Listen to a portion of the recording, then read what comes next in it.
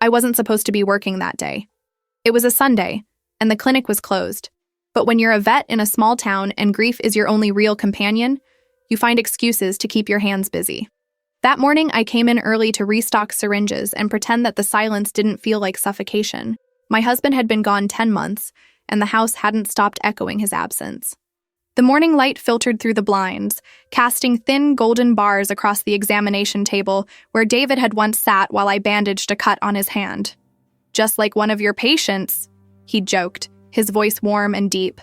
The memory felt so real I almost turned around, expecting to find him leaning against the doorframe, watching me with that gentle half-smile that had first drawn me to him 15 years ago. But there was only silence, always silence now. I focused on the inventory sheets, counting cotton swabs and alcohol pads with the kind of precision that comes from needing to occupy your mind completely. One thought, one feeling left unattended, and grief would rush in like water through a cracked dam. Around 6:47 a.m., the bell above the side door chimed, the one meant for after-hours emergencies. I knew no one had opened it, and yet it rang, clear and insistent, impossible to ignore. I glanced at my phone. No alerts from the security system, no cars in the parking lot visible from the window. Just the empty street and the fog rolling down from the hills, thick as wool and twice as silent. I stepped outside, instinct guiding me before reason could protest. The morning air felt heavy with moisture, pressing against my skin like a living thing. Fog blanketed the hills behind the clinic, and the grass was still wet from the night's storm. That's when I saw her. She wasn't moving, just curled tightly beside a large, moss-covered rock near the base of the eucalyptus grove. Her coat was a muted gray-brown, difficult to distinguish from the earth around her except for the rise and fall of her ribcage. Too slow, too measured to be natural. Her body was tense but not alert, asleep or pretending. And something about the way she pressed against that rock struck me as unnatural, deliberate, as if she were guarding it, or grieving. I called out, soft and slow. No name, just a tone, the kind you use with wounded animals who might bolt or bite out of fear. Her ears twitched, but she didn't lift her head. Only when I approached, kneeling slowly into the wet earth, did I see her eyes open. Wide, amber, unblinking, watching me as if she had expected me, as if I were late. There was no fear in those eyes, no confusion or wariness you'd expect from a stray, just recognition. Deep, ancient recognition that made my skin prickle. I reached out, my fingers trembling more than they should. When they grazed her side, she exhaled, long and low, like the kind of sigh you let out after carrying too much for too long. That's when I looked past her. At the rock. It wasn't a rock. It was a carved stone marker. Weather-worn, nearly overtaken by moss, but just clear enough to make out the faint indentations of etched letters. I brushed away the damp green, heart clenching. It was my name, full name, middle initial. And beneath it, a date that hadn't happened yet. 2 weeks from now. I didn't speak, couldn't. The cold that swept through me wasn't from the morning air or the damp seeping through my jeans. It was the cold of recognition, of inevitability. The dog, she didn't move either. Only when I staggered back did she finally rise. Limping as if pulled from some trance, she stepped forward and laid her head gently on my shoe. The gesture was so human, so deliberate, that I felt tears spring to my eyes. Not out of fear or confusion, but out of a strange, overwhelming sense that I had been found, that whatever had been searching for me, whatever I had been unknowingly waiting for, had finally arrived. "Who sent you?" I whispered, the words barely audible. She lifted her head, those amber eyes holding mine with an intensity that felt like communication. Then she turned, limping slightly, and headed toward the clinic door. Stopped, looked back at me, waiting. I followed her inside, casting one last glance at the stone marker with my name, my death date, my warning, or perhaps my invitation. In the clinic, I tried to stabilize her. She wasn't injured, no open wounds, no signs of trauma, but she wouldn't eat, wouldn't drink, and never took her eyes off me, as if assessing, or waiting. I named her Mara. I don't know why. It just came to me, maybe from the old Hebrew, bitterness, or maybe because it felt right, like she'd already been named long before I met her. I set up a comfortable bed in the corner of the examination room, brought fresh water and soft food. She accepted neither. just settled onto the blanket I provided, her body curled in the same tight position she'd maintained beside the stone marker, protective, vigilant. Throughout that long, strange day, I tried all the usual approaches for a stray. Gentle words, soft movements, the kind of patience that coaxes even the most traumatized animals to eventually relax. But Mara responded to none of it. She showed no typical canine behaviors. Wouldn't sniff, wouldn't wag, wouldn't respond to noise or light changes. But if I left the room, she would howl, a deep rattling sound that felt more like mourning than fear. It wasn't just that she didn't act like a normal dog. It was as if she didn't know how to be one. By evening, I'd run basic diagnostics, temperature normal, heart rate slow but steady, respiration even. No obvious signs of disease or distress. Just difference. A profound otherness that I couldn't name or categorize. "What are you?" I whispered when we were alone in the quiet clinic, the day's light fading to purple shadows. "What do you want from me?" She held my gaze for a long moment, then deliberately, so deliberately it couldn't be mistaken for anything but intention, she turned to look at the small shelf where I kept personal items. Photos, mostly. Memories of a life that now felt distant, unreal. She seemed drawn to certain things in the clinic. Old photographs, particularly one of me holding a litter of pups from 15 years ago. She'd stare at it for hours, occasionally placing her paw on the glass as if recognizing someone. Not me. One of them. That photo had been taken just after I'd graduated veterinary school. 7 puppies from my first major surgery. A cesarean on a golden retriever whose owner had brought her in too late. The mother hadn't survived, but the puppies had. All except one, which had been stillborn. I remembered holding it, this tiny, perfect thing that had never drawn breath, and feeling the weight of everything I couldn't save. I'd kept the photo as a reminder of limitations, of mortality, of the thin line between saving and losing. But why would Mara be drawn to it? How could she know what it meant to me? The night deepened around us. I should have gone home, should have called someone, a colleague, animal control, anyone who might make sense of this strange dog and her stranger behaviors. But I couldn't bear to have her taken away. Couldn't stand the thought of breaking whatever silent covenant had formed between us when I'd found her beside that stone with my name. I made a bed on the floor beside her. She watched me settle in, her amber eyes reflecting the dim emergency lights that remained on after hours. Just before I drifted into an uneasy sleep, I noticed something else unusual about her.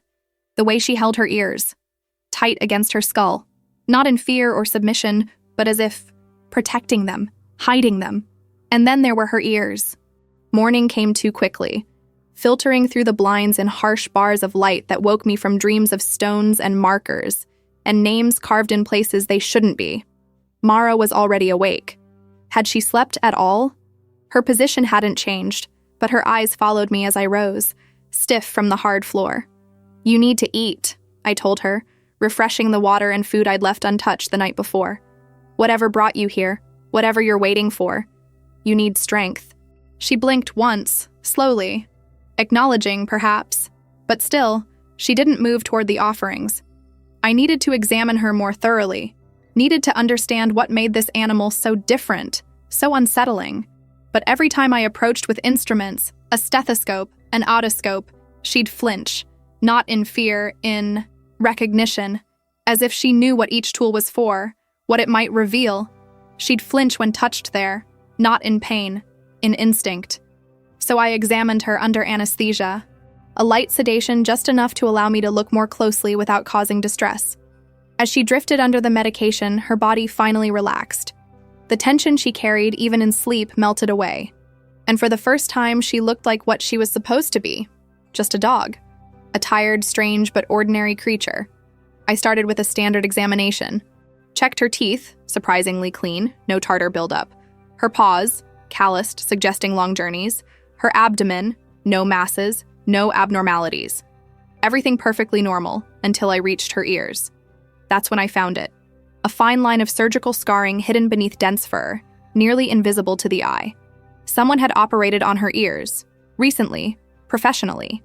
The incisions were precise, well-healed, but unmistakable to someone who had performed similar surgeries countless times. I reached for magnification, needed to see what lay beneath those careful incisions. And deeper still, under magnification, Symbols, not tattoos, not anything made by a modern needle. Almost tribal. Ritualistic. A series of interconnected lines and curves, etched somehow into the inner cartilage of her ear. Not burned, not cut. Almost as if they had grown that way. I went silent and breathless, because one of those symbols matched the one on the back of my husband's wedding band. A symbol we never understood. Found it on a trip to Peru, carved into a rock near an ancient village. He wore it anyway, said it felt powerful, protective. He died 3 weeks later. The memory hit me with physical force. David standing beneath a twisted tree, holding the small silver band up to the light. "Look at this pattern," he'd said, tracing the strange, angular symbol etched into the metal. The vendor said it's ancient, a protection symbol from a culture even older than the Incas. I'd teased him about it, called it his magic ring, but he'd worn it every day until the accident, until they'd given me his personal effects in a small plastic bag, the ring still covered in dirt and blood. Since then, I had seen the symbol in dreams, in the bark of trees, in the frost patterns on my window, but never on something living. My hands shook as I photographed the markings in Mara's ear, documented them with the clinical detachment that had become my shield against emotions too powerful to face directly. But inside, my mind raced, connected impossible dots. The stone marker with my name, the symbol matching David's ring.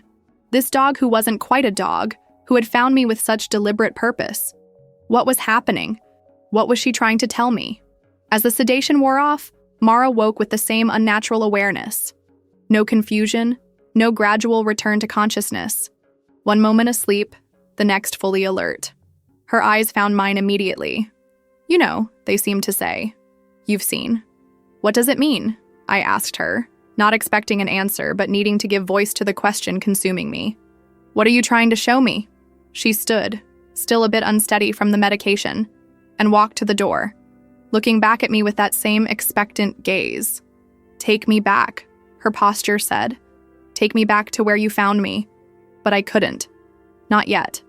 I needed more information, needed to understand what I was dealing with before I returned to that stone marker with my name and the date of my impending death. I started seeing people in town I didn't recognize. Men with too clean boots, women who watched too long. One of them came into the clinic pretending to ask for flea meds, but his eyes went straight to Mara. He didn't even blink. When I asked if he needed help, he smiled and said, "You're already helping more than you know." His voice had a strange cadence, almost like he was translating his thoughts from another language. His clothes were new but somehow wrong, as if he'd dressed based on pictures rather than experience. And when he left, I noticed he hadn't cast a shadow on the sunlit floor. I began to wonder if I was losing my mind, if grief had finally cracked something essential inside me, letting in delusions and paranoia. But Mara's reaction to these strangers confirmed what I suspected. They weren't there for flea medication or routine checkups. They were there for her, or for what she represented. That night, the power cut out. All screens went black, phones died. Mara stood at the center of the room, her eyes fixed on the corner where the security monitor had glitched earlier that week.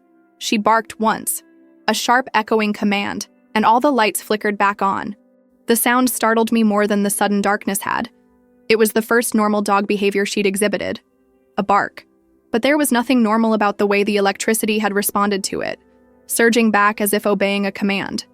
I couldn't stay at the clinic another night.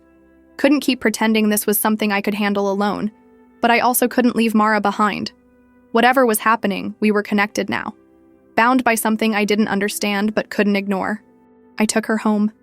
My small house on the edge of town, overlooking the valley where fog gathered each morning like secrets waiting to be told. David and I had bought it together, dreaming of children who never came, of a future that had died with him on a rain-slicked road 10 months ago. Mara entered cautiously, her nails clicking on the hardwood floors. She moved through each room methodically, as if mapping the space, or searching for something. In our bedroom, my bedroom now, she stopped, stared at David's side of the bed, still made up with the same sheets from the last time he'd slept there. I hadn't been able to change them, couldn't bear to wash away the last molecules that might still hold his scent. She approached his pillow, sniffed once, deeply, then looked at me with such profound sadness that I felt my knees weaken. "You know him," I whispered. "Somehow, you know him." That night I dreamed of David. Not the broken body I'd identified at the morgue, but David whole and smiling, standing beneath a massive tree whose branches formed the same symbol as the one in Mara's ear, the one on his ring. He was trying to tell me something, his lips moving without sound, pointing urgently at the ground beneath the tree. I woke gasping, the dream clinging to me like cobwebs. Mara was at the foot of the bed, watching, waiting. I found a letter under her blanket the next morning. Yellowed paper. Ink still wet. Addressed to me, in my husband's handwriting. The shock of it froze me in place. I knew his handwriting as intimately as I knew the contours of his face. The slight slant to the right, the way he crossed his T's with a flourish, the peculiar curl of his Y's. This wasn't a close approximation or a clever forgery. This was his hand, moving across paper. Impossible. Impossible. With trembling fingers, I unfolded the letter. It said, "She's here to guide you to the other side of the silence." 7 words. 7 simple words that shattered everything I thought I knew about life and death, about the boundaries between worlds. The other side of the silence. Was that where David was? Was that what the date on the stone marker meant? Not my death, but my crossing? My reunion? I haven't slept since, but I've never felt more awake. The world around me seems sharper now, more vibrant, colors deeper, sounds clearer, as if a veil has been lifted, revealing the true nature of reality beneath the thin skin of the ordinary. I've begun to notice things I overlooked before. The way certain trees bend toward each other, forming archways invisible until you look from just the right angle. The patterns in bird flights that seem to spell words in a language just beyond comprehension. The way the wind sometimes carries whispers that almost, form sentences. There's something inside her. A memory that doesn't belong to her. Or maybe does. Maybe to all of us. She doesn't act like a dog because she isn't just a dog. She's a keeper, a guardian, or maybe a warning. Mara follows me everywhere now. Her limp has improved, though she still moves with that strange, deliberate gait that sets her apart from ordinary animals. She's begun to eat, but only food I've touched first, as if my contact consecrates it somehow, makes it safe, and I've started to hear her. Not barks or whines, but words, thoughts, impressions that form in my mind when she looks at me with those ancient amber eyes. Soon, they say. Soon we cross. And I think my time is drawing close. The marker by the rock is still there. I visit it every morning now. Mara always beats me to it. Somehow slipping out while I sleep, somehow knowing when I'll follow. Sometimes she cries. A keening sound that raises the hair on my arms, that seems to vibrate at a frequency that makes reality itself tremble. And every time I wonder, who buried it before I ever saw it? And what happens when the date carved in stone finally arrives? The date is tomorrow now. The world feels thin around me, transparent as tissue paper. I can almost see through it to what lies beyond, a place where silence isn't empty but full, where David waits beneath a tree whose branches form sacred patterns, where time moves differently, where loss is just a temporary condition. Mara grows more alert with each passing hour, more present, more purposeful.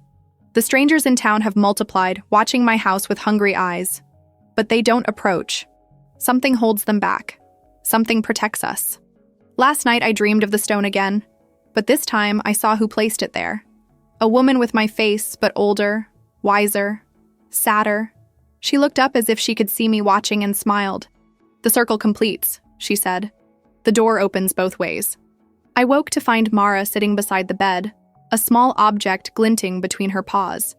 David's wedding ring, the one I'd kept locked in a box in my bedside drawer since the funeral.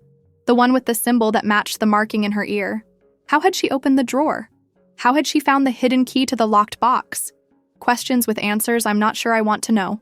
I knelt beside her, reaching for the ring. She didn't move as I picked it up, felt its familiar weight in my palm. But when I tried to return it to the drawer, she growled. Not threatening, insistent. "Wear it," her eyes said. "Complete the circle." I slipped it onto my finger. My right hand, not my left, where my own wedding band still rests.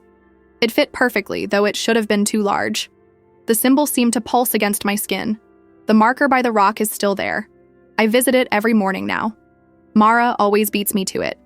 This morning, the morning of the date carved in stone, she was waiting for me there as usual. But something had changed. The moss covering the marker had been cleared away completely. revealing not just my name and the date, but words beneath, "The doorkeeper returns." I don't know what that means. Don't know if I'm the doorkeeper or if Mara is. Don't know what door we're meant to open or close or guard. But as the sun rises on this day that may be my last in this world, or the first of something else entirely, I feel no fear. Only anticipation, only the electric sensation of standing on a threshold, of being poised between one state and another. Mara sits beside me, her body pressed against my leg, waiting, watching. I'm ready, I tell her, though I don't know what I'm ready for. She looks up at me, and in her amber eyes I see not just recognition, not just purpose, but love. Deep, abiding love that transcends species, that spans whatever divide separates her world from mine. She stands, looks toward the rising sun, then back at me. It's time, her posture says. The silence ends today. I take a deep breath and follow her into whatever comes next.